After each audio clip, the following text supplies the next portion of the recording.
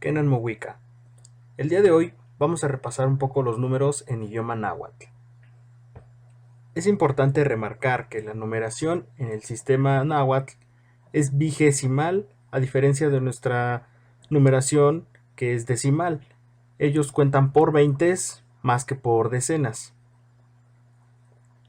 Los primeros 10 números en náhuatl son los siguientes: C, Ome, J.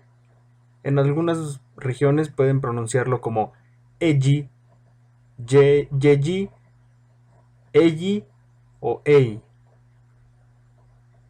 Nawi, Maquili, Chicoacen,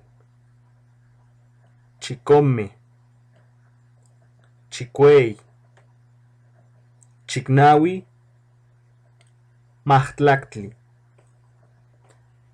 En nuestra próxima entrega revisaremos los siguientes 10 números y a partir de ahí podremos formar el resto de la numeración con bases de 20. Esperemos que sea un video de utilidad. Titohtasque.